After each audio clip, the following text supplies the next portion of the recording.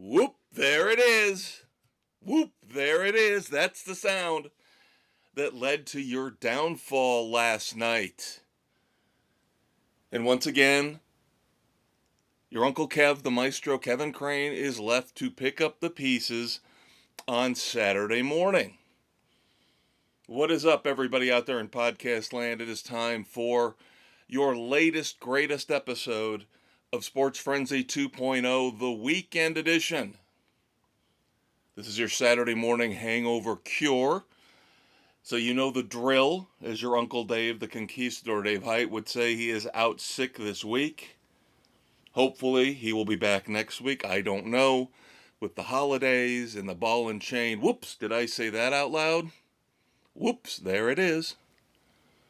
If he'll be allowed on Thanksgiving Eve to actually leave the house without permission, but I digress. As always, very, very happy, very glad to have you aboard. The drill I was referring to a moment ago is get the eggs, the bacon frying up, get a handful of aspirin, get some coffee brewing, settle in for what should be an abbreviated weekend edition, since it's just me. Now, I tend to ramble without your Uncle Dave here to keep me in check. Usually that happens more so on the sports side of things. Of course, you should also check out Sports Frenzy 2.0, the sports edition, which drops late Wednesday, early Thursday every week. I'm usually a little more disciplined when it comes to pop culture. So I will say guardedly, let's say you got me for the next hour.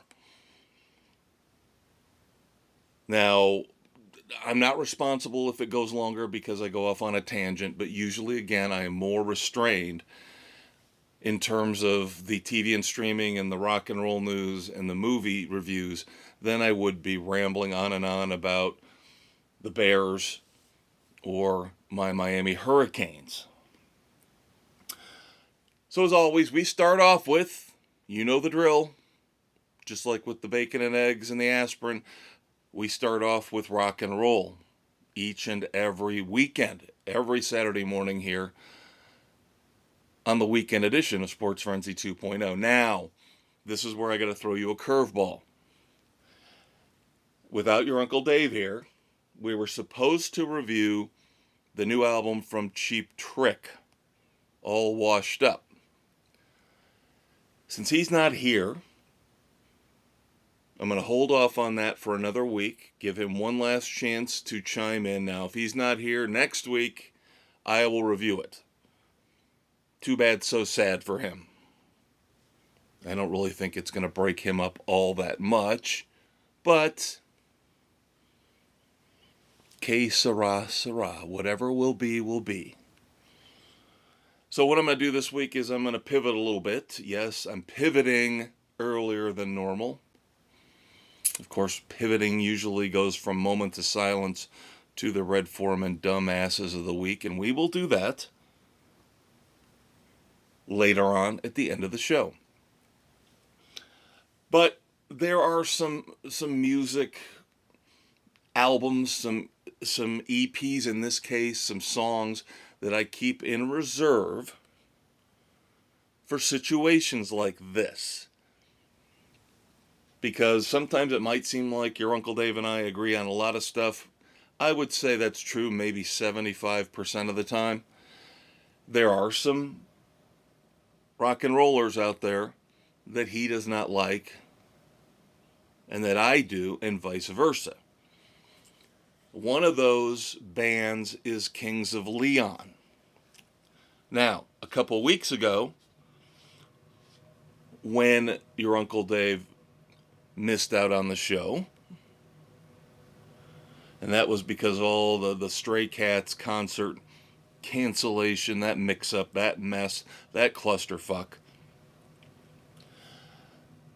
So I reviewed a couple songs by Kings of Leon that they have released here about 3 months ago with country superstar Zach Bryan. Well, now Kings of Leon have thrown us another curveball as they have sneakily last week I believe it was last week, maybe it was 2 weeks ago, but they've released a 4-song EP with the unbelievably creative title of EP number 2. Now, the interesting thing about that is I'm not sure what EP number 1 was, or if it even exists. So maybe there's a little sly sarcasm in that title. But I will say this. Again, I am a big fan of Kings of Leon. Your Uncle Dave tolerates them. He doesn't despise them, I think, as much as he does Dave Matthews Band or Pearl Jam. 2 bands I also love dearly. But I figured this would be a good week for me to review this 4-song EP for you here on the weekend edition since he's gone. And it is phenomenal. Is it cheating in that it's only 4 songs? Yes. Yes, I hate to review EPs and greatest hits packages and live albums.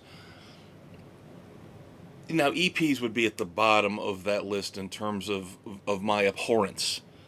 Because at least it's new music. At least it's new songs. It's just not a full album. But the interesting thing is, in this day and age of digital music, and now, it gets harder and harder to find affordable CDs, vinyl, if you actually want to tangibly, physically own your music, like I do. So yes, I had to download this. I cannot find it anywhere in a physical format. I had to download it and burn my own CD for it so I could throw it in my car. Yes, I still have a CD player in my car, and I love it. Absolutely love it. I got the last model year of the Hyundai Elantra where you could actually play CDs before they went all digital. By the way, I despise that with a passion. So, what I did was creatively, because I, of course, am the Maestro, I am creative beyond all belief, I took this 4-song EP, which we'll review here in just a second, and tacked on those 2 songs with Zach Bryan at the end. So I got a nice little 6-song run. Still not really a full-length album, but a little better than an EP. But this new EP, again, last time I'll mention it, EP number 2, is Kings of Leon at their best. They have not lost their fastball. They have not lost a step. The 4 songs on this are All the Little Sheep, To Space, Pit to the Rind, and The Wolf. And if you are familiar at all with Kings of Leon, I know they had their big commercial run with Use Somebody. Brilliant, brilliant song, by the way. And then Sex on Fire. They've been able to maintain their popularity over the years. And musically, they are still sharp as ever. Now, 3 of the 4 songs here on EP number 2, oops, I said I wasn't going to mention that again. All the Little Sheep, To Space, and The Wolf are more up-tempo Kings of Leon songs.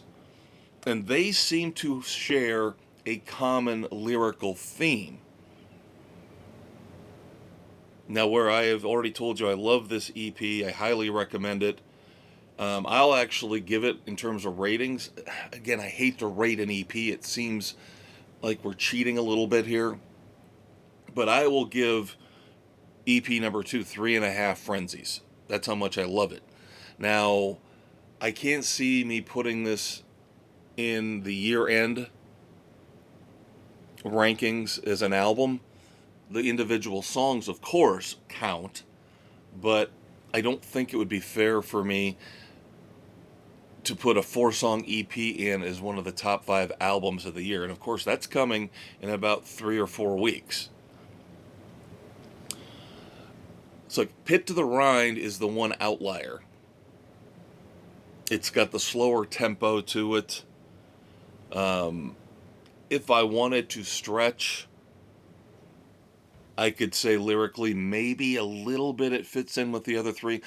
This EP basically seems to focus on themes of the trappings of upward mobility and why maybe we're worried too much about gaining fame and fortune and notoriety instead of just living a simpler, better life.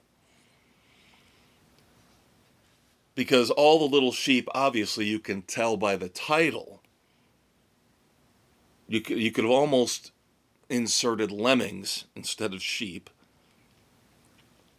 But it's an outward criticism, outwardly obvious criticism of blind ambition. And the protagonist in the song at first seems like he does not love his normal, common, ordinary life, but it kind of turns during the song.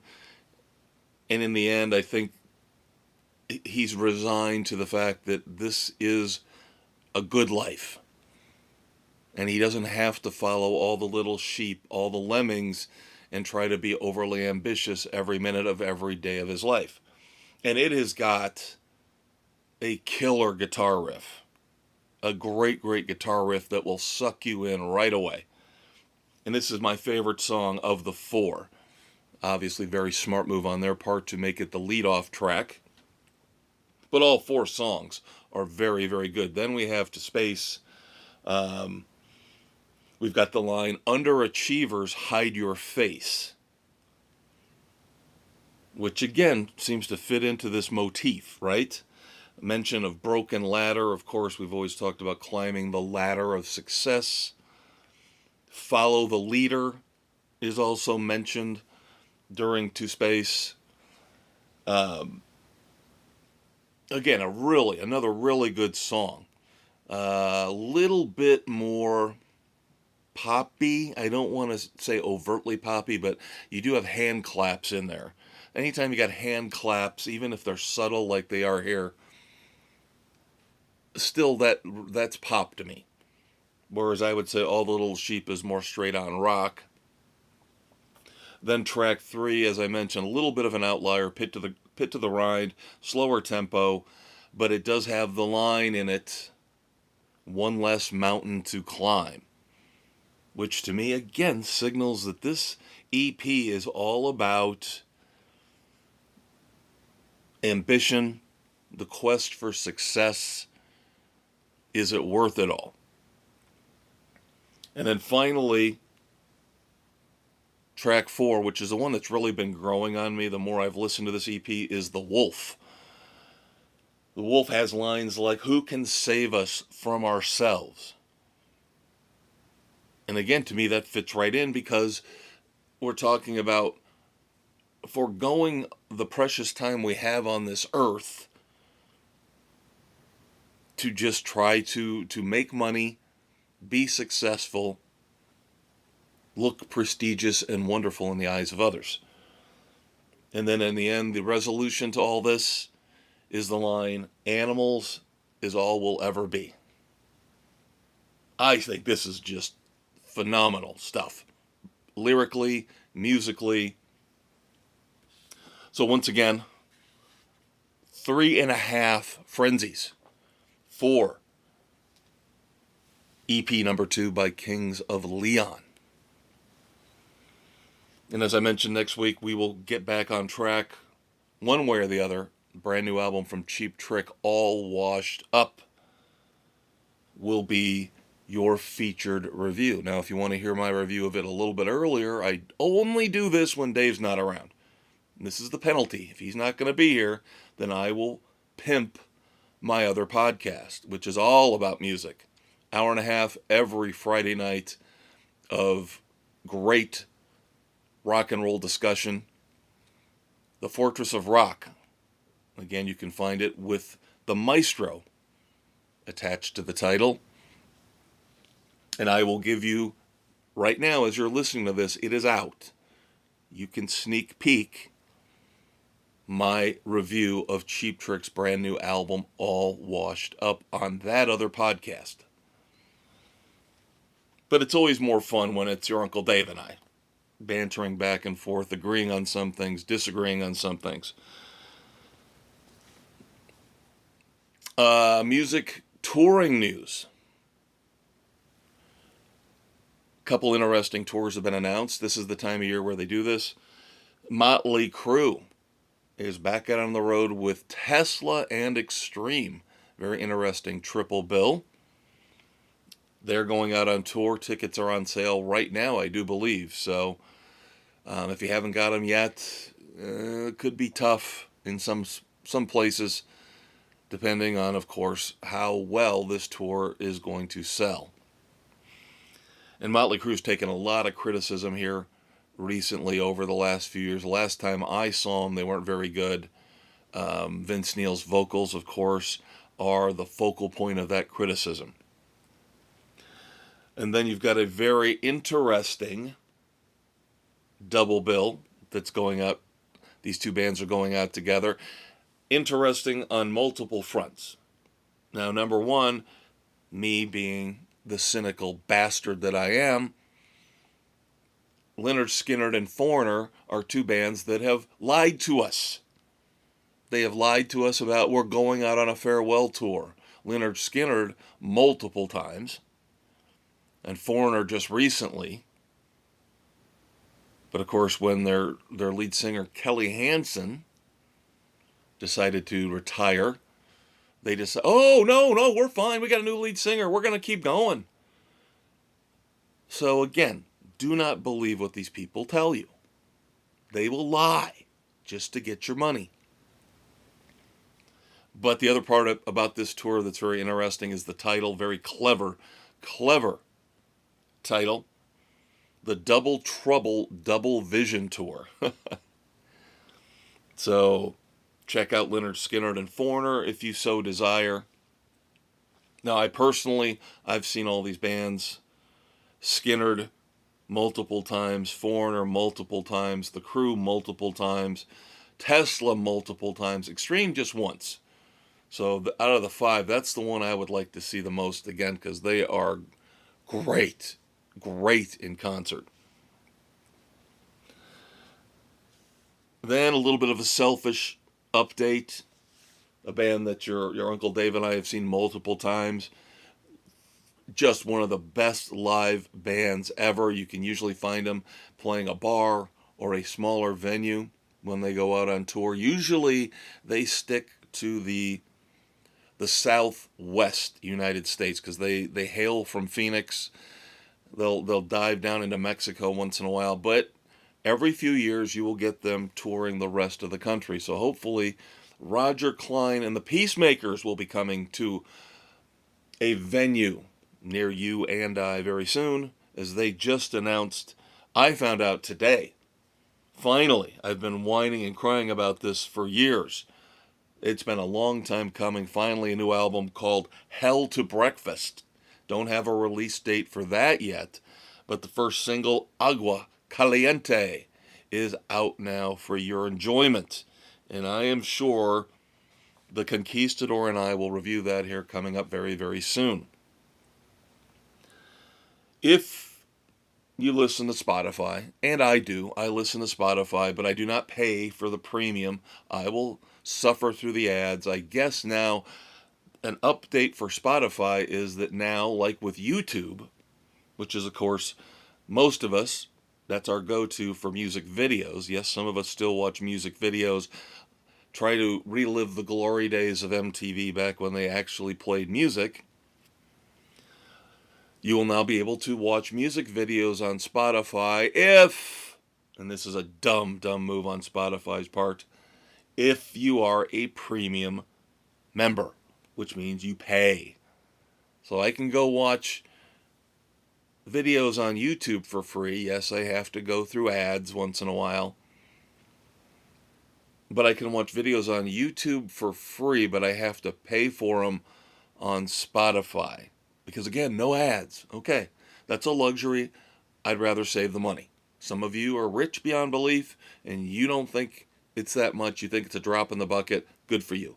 I personally, being in the financial world, an accountant, I kind of do the numbers and see I can save here, I can save here, and it all adds up. And part of that is paying for the lowest tier plan on streaming and the lowest free plans when it comes to YouTube and Spotify. So speaking of streaming, I'm not going to get into a lot of detail here this week on what I've been watching. You guys know, if you've been listening, and if you haven't, where the fuck have you been? You know the shows that we kind of rotate in and out on. We've got Stranger Things coming up here very, very soon next week. As a matter of fact, that will jump into the rotation. The only two shows I watched this week, I did watch the season 2 premiere of Landman. And yes, I am a big fan of Taylor Sheridan's universe, a lot of his shows. And I don't watch all of them, but I did watch Yellowstone. I do watch Landman, obviously. I do watch Tulsa King. We'll get to that in a minute. I would love to get into Mayor of Kingstown with Jeremy Renner. Haven't done that yet. And I will watch the spinoff that's coming up in a few months on CBS, Why Marshals. And we do have a specific debut date for that. That will debut on CBS March the 1st. So that's going to be a network show. And that, of course, features Casey, one of the Dutton sons.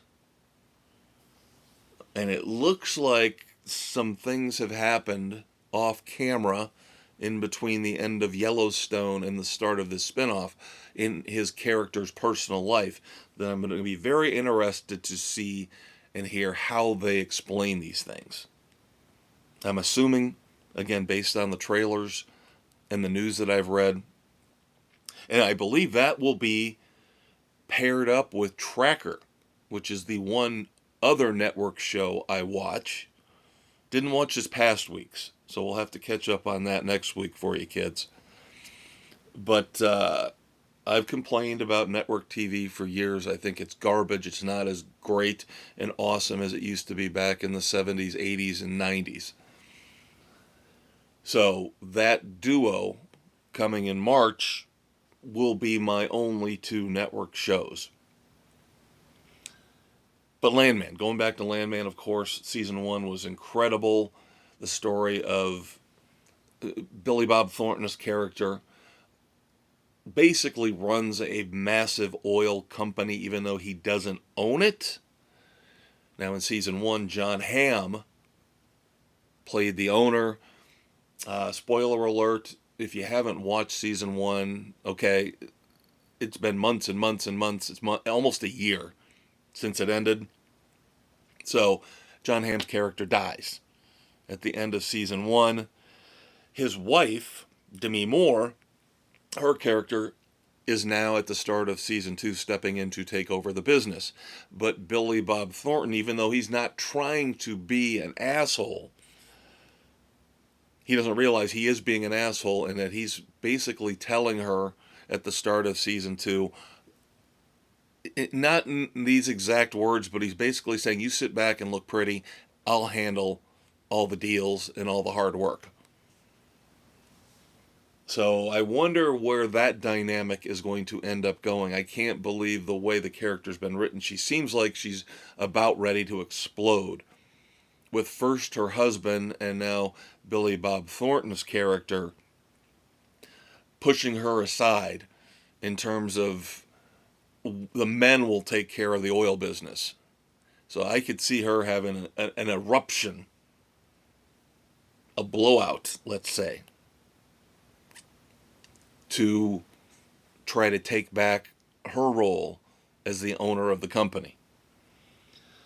And then you've got the Goofy family, and yes, I will call them Goofy. I can't take them seriously, where Allie Larder plays Billy Bob Thornton's wife, and all she comes off as materialistic beyond all belief, and all she cares about are her boobs and her time of the month.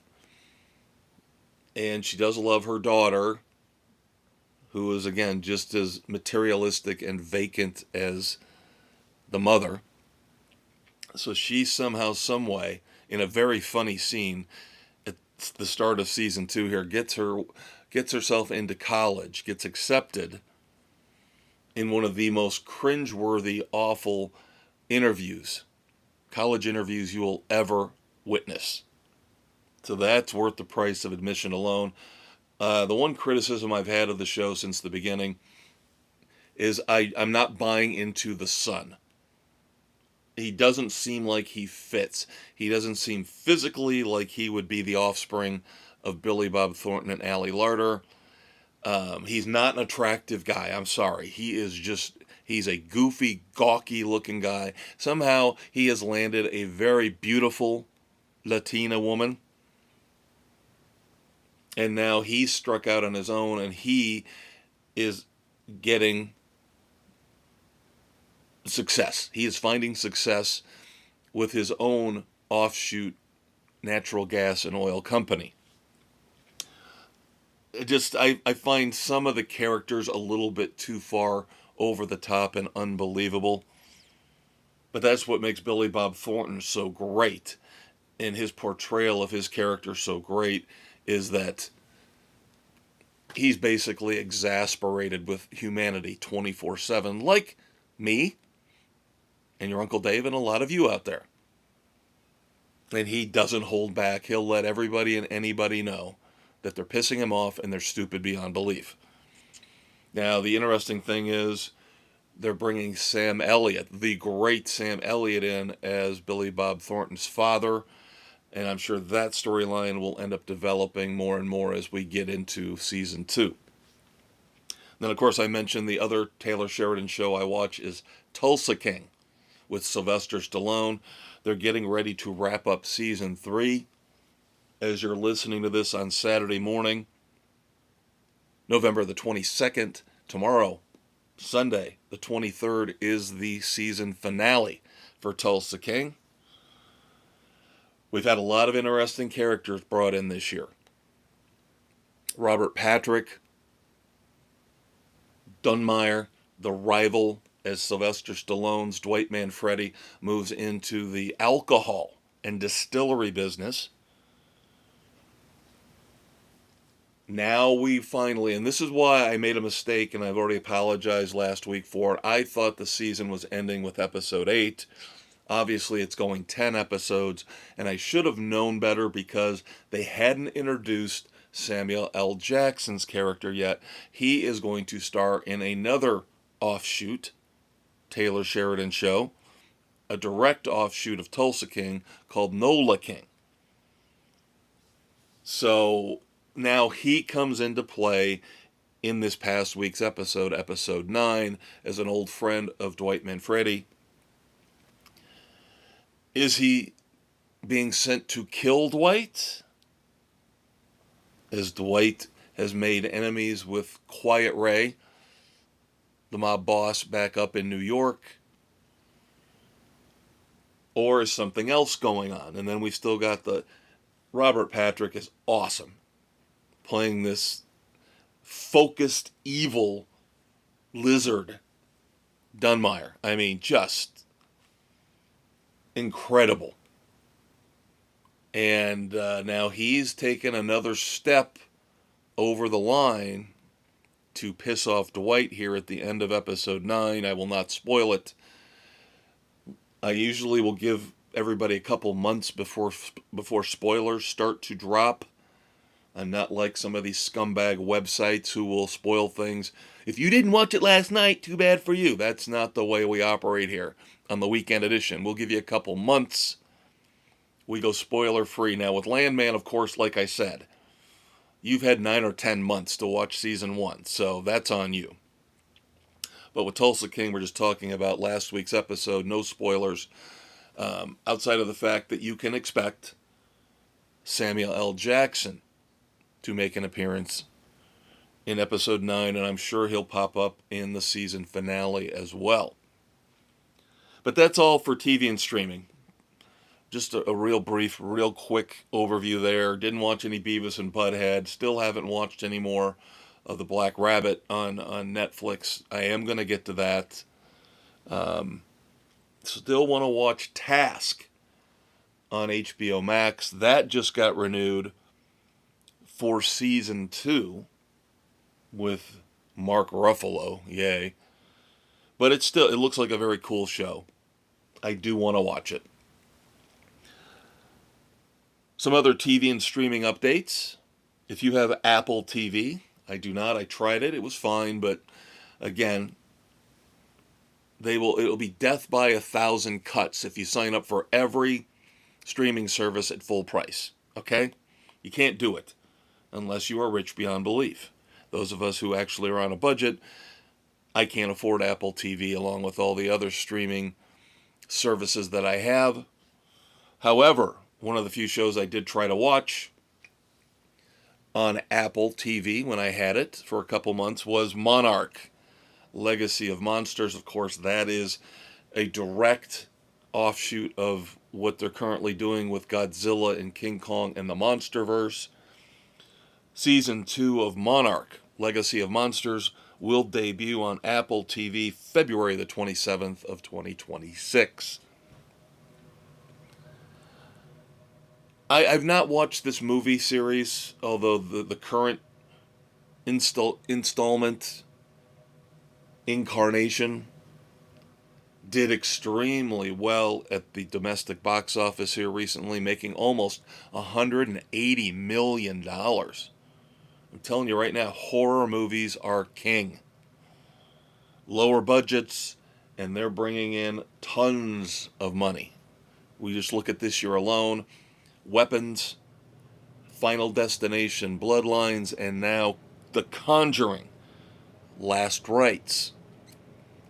That will debut on HBO Max. Oh, look, it's already debuted. Debuted Friday.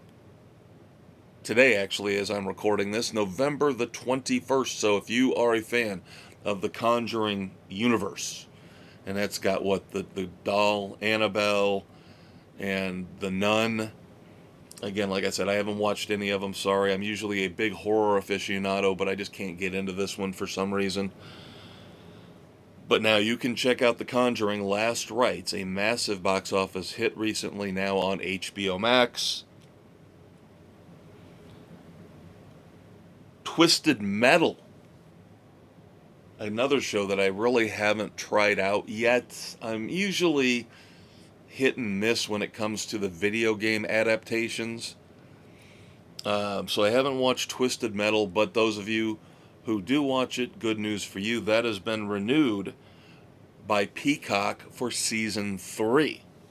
Now, the bad news, for those of us who like smart, adult mysteries, this pisses me off beyond all belief. This is borderline dumbass of the week move here.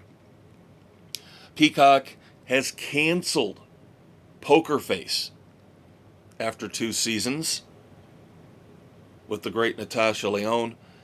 Phenomenal show. I can't believe they've canceled this.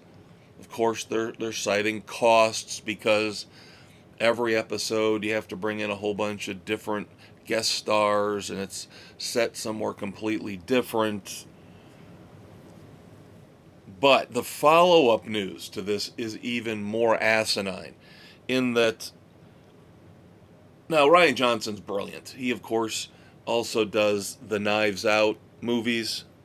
By the way, the latest trailer for the 3rd Knives Out mystery, Wake Up Dead Man, that is out now. And there is a great joke at the end of the trailer about rocket ships. You'll have to watch it. It is hysterical. It is laugh out loud funny. But Rian Johnson also is in charge of Poker Face. He is the showrunner for Poker Face. He wants to shop Poker Face to another network, another streaming service, and that in and of itself would be fine if it wasn't for the fact that he's saying Natasha Lyonne as Charlie Cale is done.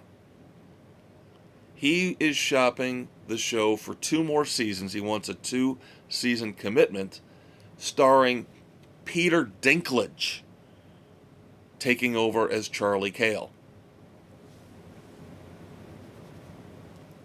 just end the show. If Peacock is stupid enough to cancel the show, then just ride off into that good night.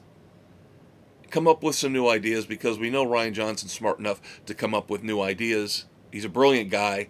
Why are you going to do this stupidity? Now, I'm not a big fan of Peter Dinklage. He's okay at times. He was pretty good in his appearance on FX's The Lowdown recently. But this is idiotic. Well, we're not going to carry the show on Peacock. We're going to go somewhere else. And they have actually, believe it or not, had initial discussions with HBO Max. But to bring Peter Dinklage in to take over for Natasha Lyonne is... I hope they rethink this. I really do hope they rethink this. But it's Hollywood. They're all stupid. So HBO will probably say, okay, and they'll sign on to this. Now, speaking of HBO, their parent company, Warner Brothers Discovery, we've seen the signs for years with the new guy running things. He is a cheapskate. He is a tightwad. He's obviously all about penny pinching, and it was all in anticipation of this moment. Warner Brothers Discovery, the bids are in. They had an official bidding window, a bidding process. We're going to see more media consolidation. I don't know if that's a good thing or a bad thing.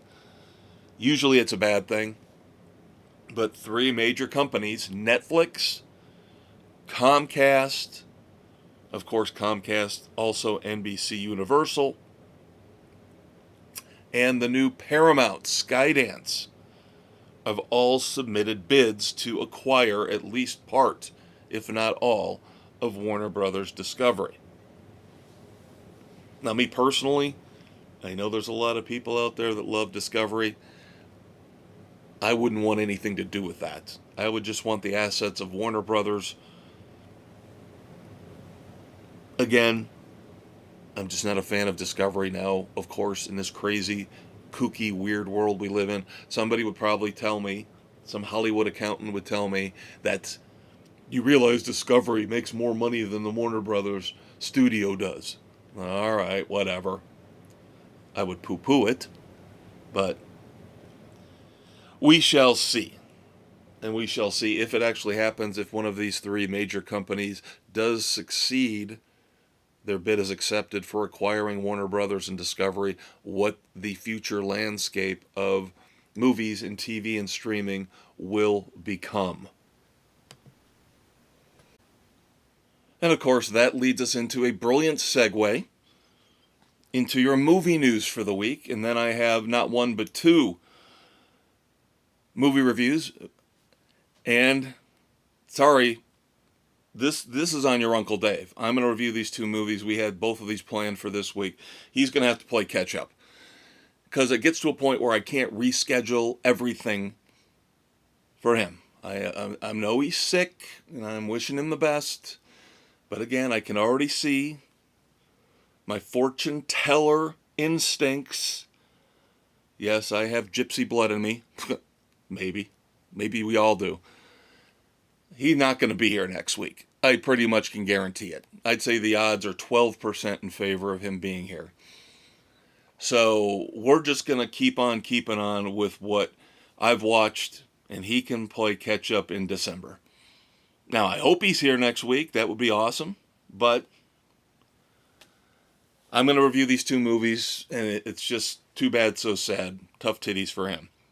But first, as I mentioned, a couple interesting movie tidbits. Now, I like the Zombieland movies. I'm not a huge fan, but I like them. They're entertaining. I did not realize, though, until I read a story a few days ago, that we're on pace.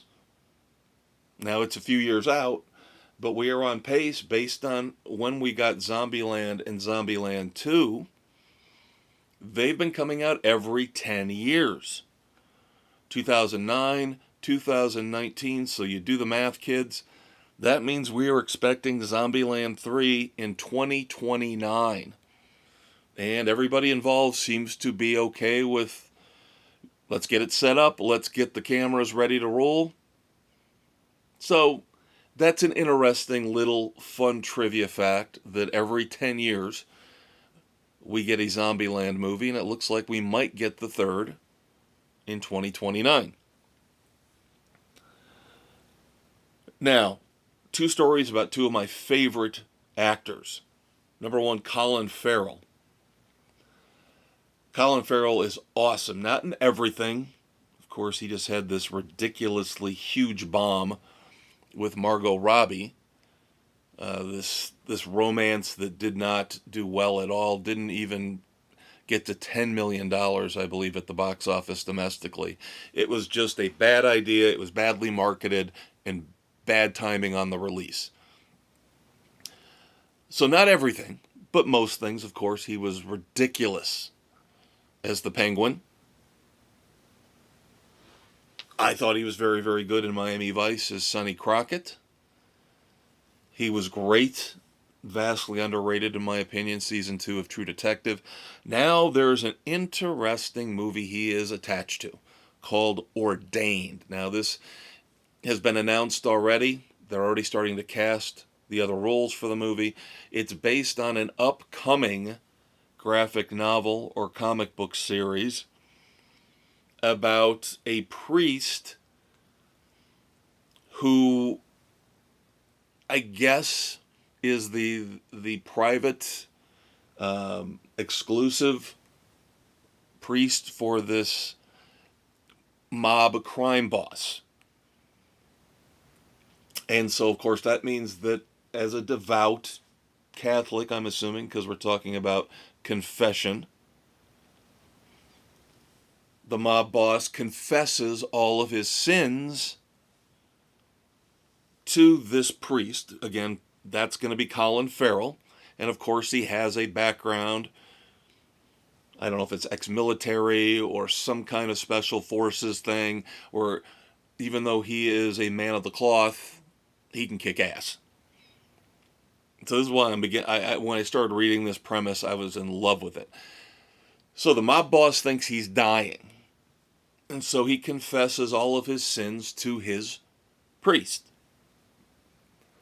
Turns out he does not die. So, after he comes to his senses, starts to heal up a little bit, he tells all of his minions, his soldiers, well, this isn't going to work because this priest knows every dirty little secret of our organization, so we need to rub him out. And that's when, of course, when the action priest comes into play with Colin Farrell. I think it sounds tremendous. Now, we're probably still a few years away from seeing Ordained, but I hope they follow through. I hope this does come to fruition because it sounds like an awesome, awesome movie. And I do believe, don't quote me on this, I do believe, like most action movies here lately, somebody who was involved with John Wick is behind this as well. And then, of course, in a few weeks, a week or two, I will have finally my book review of Heat 2, the literary sequel to one of the greatest movies of all time. Of course, Heat. Michael Mann. Now the book, he got help from Meg Gardner. It is a long book. That's why it took me so long to get through it. I set it down for a period, come back, skim over the stuff that I had read earlier, and now I'm finishing it off. I'm working on that along with the brand new Reacher novel, Exit Strategy. So both those book reviews are coming very, very soon. But for our purposes here, Heat 2 is moving forward as a movie. We have talked about the fact that it took a while to get going. Local product. Adam Driver was initially attached to play the Robert De Niro role. I don't know if he is still attached. I have not seen his name mentioned in these more recent stories where now things are finally moving, things are getting off the ground, casting is happening. Filming is supposed to start in 2026. I believe they've already got tax credits from California. A few weeks ago, we discussed the fact that Leonardo DiCaprio was supposedly coming on board to play Chris Shiherlis. And that, of course, was Val Kilmer's character, who survived at the end of Heat. Sorry, again, years, decades. It's on you if you haven't watched the movie. You should watch Heat multiple times because it's so awesome. So this book, Heat 2, which is going to be the basis for the movie, jumps back and forth in time.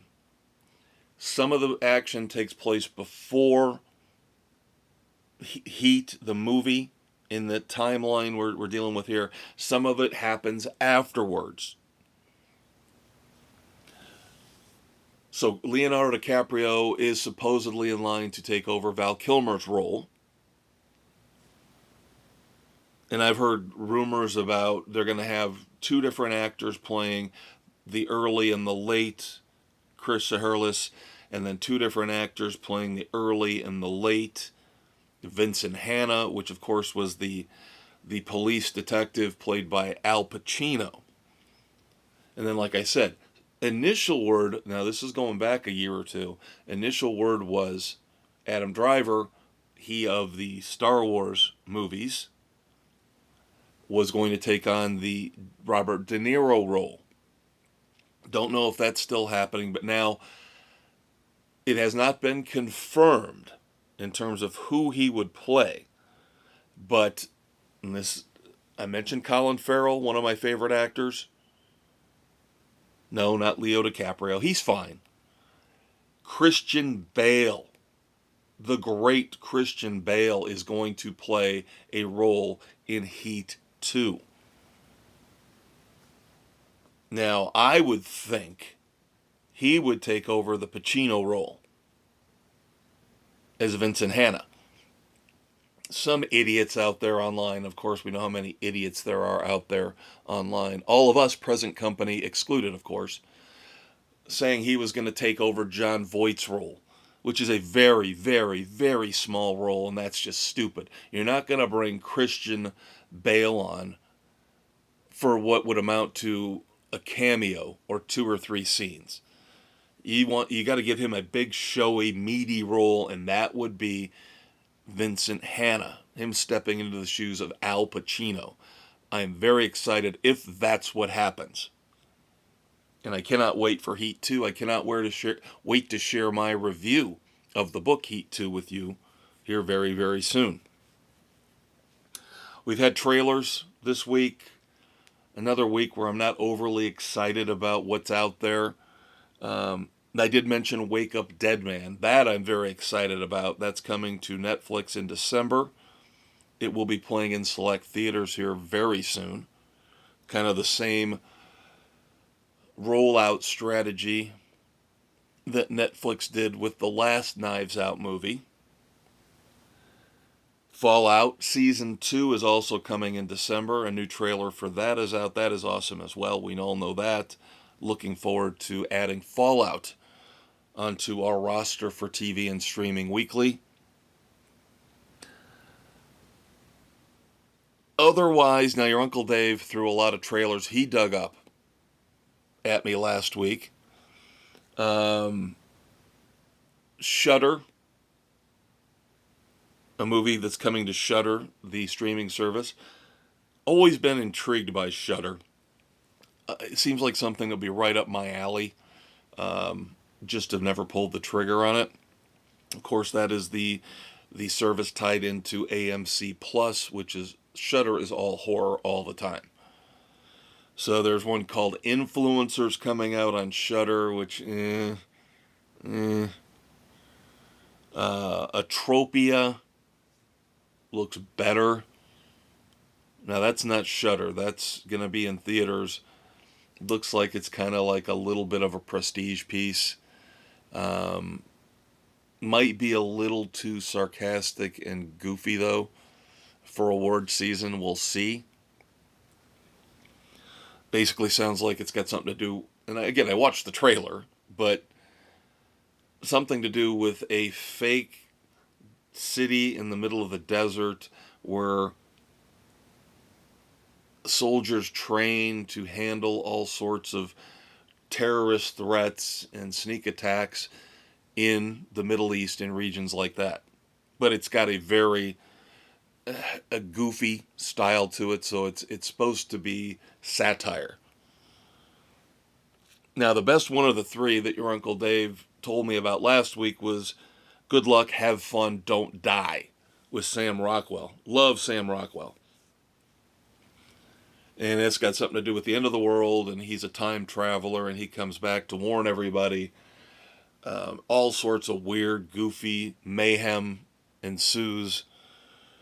That one looks fun. So,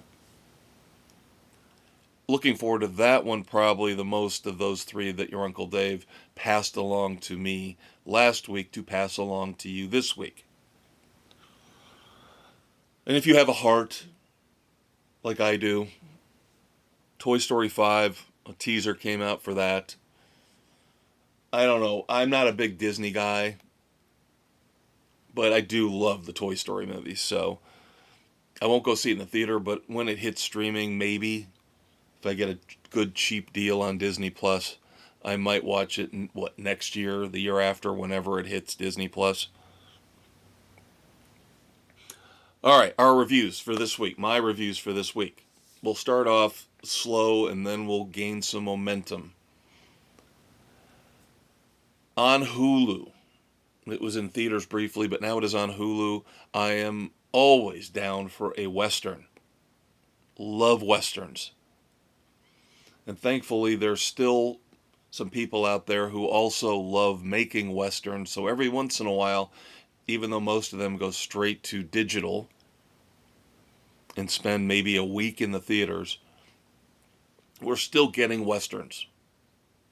Tells me that actors love to make Westerns, and the powers that be seem to think that there is still some semblance of an audience out there for Westerns. Now, the movie I'm talking about is The Unholy Trinity. The Unholy Trinity stars Pierce Brosnan and Samuel L. Jackson. Now, the third member of this trinity is Brandon Lassard. And yes, I did not say his name with any kind of glowing praise attached. Now, he's got the thankless role. I will admit this. It's got the typical Western storyline, stolen, lost gold, and not so nice people, in this case Samuel L. Jackson, trying to find this gold. Now, there's a backstory involving Brandon Lassard's father, and then Pierce Brosnan ends up getting caught up in the middle of this by accident because the young boy, Brandon Lassard's character, mistakes him for the sheriff that set his father up to be hanged. Send him to the gallows. Now, it turns out that sheriff has passed away, so Pierce Brosnan is trying to help the kid, and meanwhile Samuel L. Jackson's character keeps mysteriously showing up all the time, asking questions, prodding and poking, and eventually killing, as he's trying to find this gold. And there is a very subtle clue we find out at the end as to where the gold is hidden. And I had to, now I'll give the filmmakers credit for this, I had to rewatch the beginning because something was bothering me about this. Something was bothering me. And it turns out that, pay attention, this is not a spoiler, I'm going to help you out here. So you only have to watch the movie once. Listen to the conversations in the first 5 minutes. There is a clue in there that will pay off for you at the end. That's all I'm going to say. Not spoiling it. I'm just telling you, this is one of those movies where you have to pay attention to the verbal cues and the dialogue at the beginning. And I'm saving you time because, like I said, I had to go back and rewatch the first half for what I missed because I knew I'd missed something. Now, going back to what I said, I got distracted. Squirrel! Brandon Lassard's character is the thankless role of the young kid who, I don't drink, I don't shoot a gun. And he has to learn how to do all these things and basically become a man. Under the tutelage of Pierce Brosnan, who, by the way, brilliant. Phenomenal beyond belief. As is Samuel L. Jackson. He's always good in everything. In the end, though, and again, the thankless role of the young kid, very hard to pull off. I don't know if I can really remember, outside of maybe the kid in Unforgiven, who had the same type of role. It never really, you always gravitate to the grizzled sheriff, or the grizzled old gunfighter, versus the young kid who's so naive and so ridiculous. I don't think I've ever been with a woman before like this. And all that kind of naivete. It wears on you after a while. These two movies, we'll get to the second one again here in a minute. These two movies were extremely hard for me to review. The Unholy Trinity is a very competent Western. But with all the dozens and hundreds, dare I say hundreds, dozens and dozens and hundreds of Westerns I've seen in my life, there are better ones out there that I would recommend that you guys go see, that you guys go watch. This is in the lower half, the lower tier of those Westerns, by far. But when I say by far, that doesn't mean it's bad. It doesn't mean it's awful. If you want to watch a Western and you have a couple hours to kill, this is not a bad way to spend those 2 hours. I just can't recommend it. It's very close. I will give it a strong 2 frenzies. And of course, you know the cutoff for recommendation is 2.5. Great performances from Brosnan and Samuel L. Jackson. The plot is serviceable with, again, a little bit of a clever twist, a clue that I found better than most screenwriting in today's, cookie cutter AI generated world.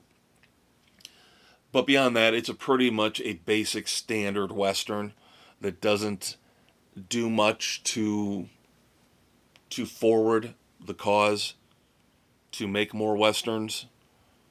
In a way, this is a little cookie cutter, is what I'm getting at here. So a strong 2 frenzies for the Unholy Trinity. Can't recommend it, but it's not bad. It's not bad. So that leads us into, again, another difficult movie for me to review, but I will give it a much more enthusiastic rating, and I will explain. Frankenstein on Netflix. Of course, this just came out here within the last week or two. Guillermo del Toro. Very, very creative, especially visually. Very creative filmmaker.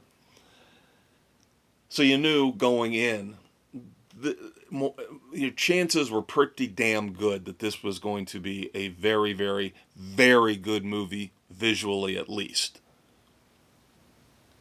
Retelling of the classic Mary Shelley story, of course. It's been done multiple times throughout the years, the decades. Most famously, of course, the original Boris Karloff playing the monster. There have been many misfires along the way.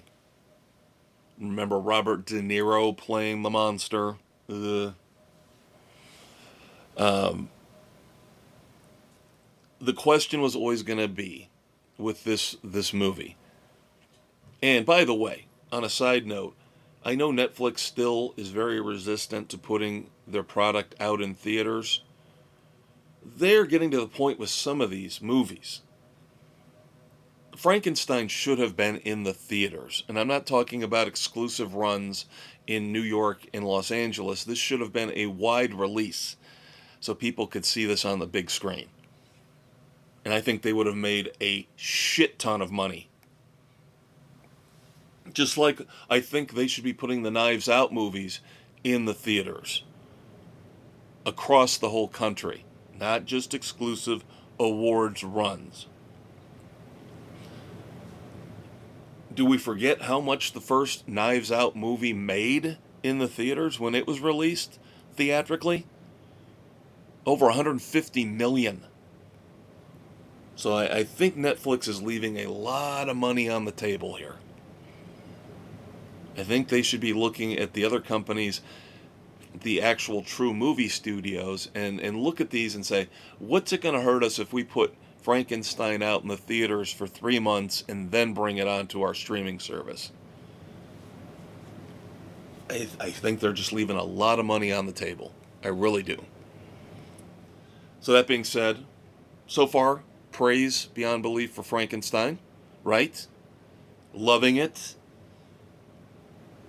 If I'm saying that it should have been in theaters, that's a pretty good endorsement in and of itself. Already kind of alluded to the fact that it is visually stunning beyond belief. You cannot take your eyes off of it. If I was just grading it on that, we're talking 4 frenzies. And we don't give out 4 frenzies very often. If we give out 4 frenzies on new stuff, we're not talking about the classics. If we give out 4 frenzies on new stuff, whether it's albums or TV shows or movies, if we give out 4 frenzies 3 or 4 times during the year, I'd be shocked. It's an exclusive club. Visually, Frankenstein is 4 frenzies. Visually. Acting, very good. Very, very good. Oscar Isaac, who I think is a great actor. Oscar Isaac plays Victor Frankenstein, of course, the mad genius, the Baron, who creates the monster. Jacob Elordi plays the monster, and I'm hearing rumors that he is going to get serious consideration for Best Supporting Actor for the Academy Awards, and he should. He is phenomenal as the monster. I mean phenomenal. Mia Goth plays, of course, the woman. Is she the bride of Frankenstein? You'll have to watch to find out.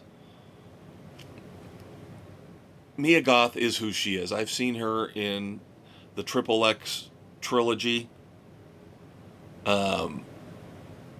She's fine. Something about her creeps me out a little bit, though. She's fine here in Frankenstein. She serves her purpose. Christoph Waltz is in this. Of course, he's always phenomenal. As the benefactor, who's going to bankroll all the experiments of Victor Frankenstein with, of course, a little secret motivation for why he's doing this. The way it's set up and how it's told, how the story is told, and it basically ends up being told through both the eyes of Victor Frankenstein and the monster. Really good. Really, really good. The one problem I have with this, and this is not going to keep me from giving it, I will give it a week 3.5 frenzies. So a high recommendation. So don't get me wrong here. I'm not saying it's an all-time classic. It's very, very, very good, kids. Very good. And it could end up being one of the top 5 movies of the year on my year-end list. Because, like I said, we don't give out 4 frenzies willy-nilly. 3.5 frenzies usually is good enough for year-end consideration here on Sports Frenzy, the weekend edition. It's a story that's been told already. And Guillermo del Toro's, his take on it, while visually stunning and well acted, adds nothing new to the story. It just doesn't. It's the same old story. A little bit different look to it. A little bit of a different feel to it. It just doesn't change things up enough for me to go, well, this is now the definitive version of Frankenstein. It's probably the best since the original, I will say that. But is that a real high bar? Now, I actually will say this, and I'm not a big fan of long books and long movies, but if they're done right, Zack Snyder's Justice League is an example. Where that sucker was 4 hours, his version, and it was worth every minute of it. I would have liked to have seen a little bit more from Frankenstein. I would have been fine with it going 3 hours. As it is, it's about 2.5 running time right now on Netflix. I would have liked 3 hours. I would have liked to seen a couple of different things expanded upon. Maybe a couple new plot twists and ideas floated in there to make it a little bit more different than the previous versions story-wise. And I know some of you out there, you're going, well, we can't change the story. It is what it is. Mary Shelley wrote it this way. You can take creative liberties. They do it all the time. Sometimes it's a miserable failure when they do. Sometimes we see the true and utter brilliance of the filmmakers when they take something and they change it and tweak it and update it and make it, yes, dare I say, better than the original. So I guess that's my summary. As good, as great as Frankenstein is, it doesn't take enough chances. And that's shocking for me to say, considering this is coming from Guillermo del Toro. But it just doesn't take enough chances in terms of its plot and its storytelling. So there you go, kids. There's your movie reviews for the week. High praise for Frankenstein, although not elite praise. And then a so-so review for the Unholy Trinity. Now, we're wrapping things up here. We're almost done. No last call this week. I'm not going to rant and rave about politics or anything ridiculous in the entertainment world. I'll take care of that here in the Red Form and Dumbasses of the Week. We've only got 3 nominees, so I'm only going to keep you for a couple more minutes. We do not have moments of silence in the world of entertainment, so that's always a good thing. I do want to point out that, of course, wherever you're listening to us, you have options and choices.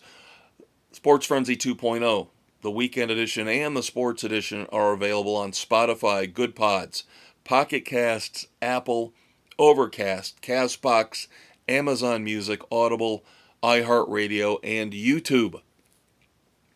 And of course, we're on Facebook as well. You can find links to all the recent podcast episodes there. All right, so we're skipping moments of silence, heading straight on. So does that mean no pivot? No pivot, like Ross Geller said on Friends. And yes, your Uncle Dave does that so much better than me. As I mentioned, 3 nominees for the Red Foreman Dumbass of the Week here in Pop Culture for November the 22nd. We'll start off with Tom Cruise. Now, Tom Cruise is not the dumbass nominee here. The dumbass nominee is the Academy Awards. Because recently they held something called the Governor's Awards. I don't know if it was the Governor's Ball, and they give out the Governor's Awards or whatever it is.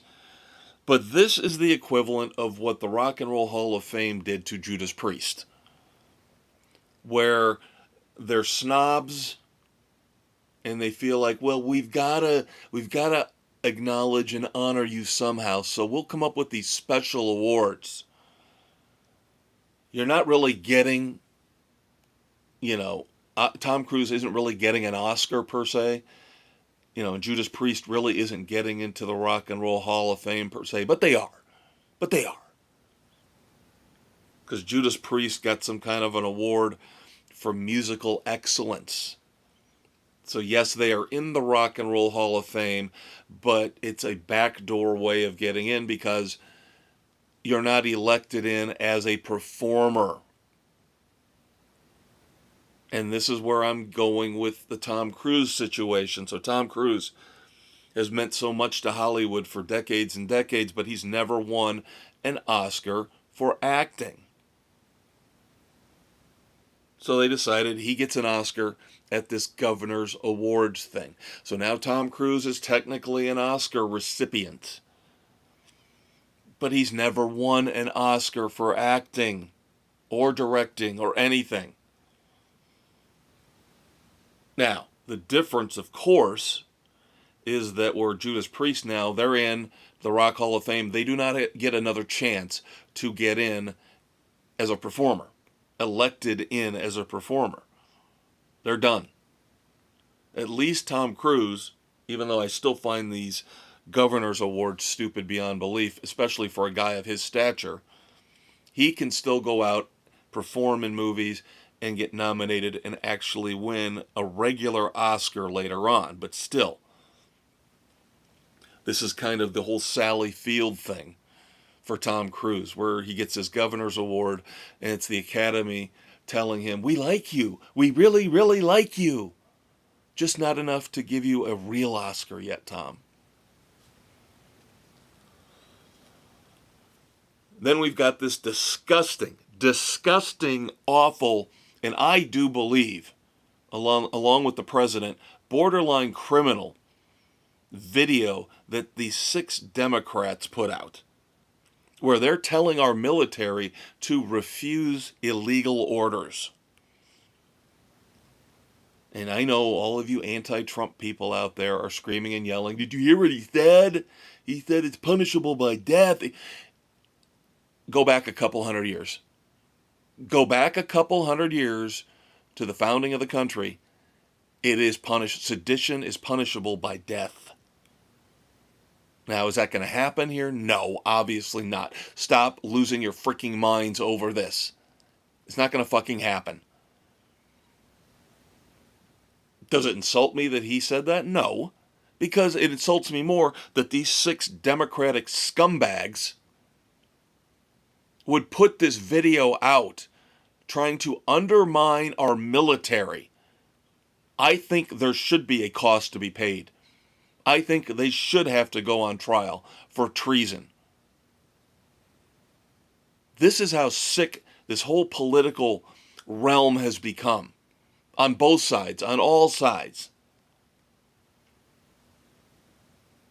They got the president threatening to sue anybody and everybody because he doesn't like what they say about him, which is silly and ridiculous. But then this is evil.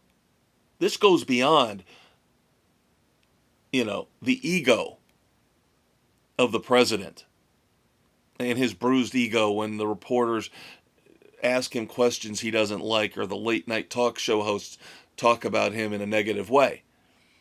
This is treason we're talking about here. And nobody wants to really call it what it is except for the president and Caroline Leavitt, his press secretary. It's treason. and it should be punished. And then finally, Michelle Obama. How come she never gets called out for being a racist? And can I also say this?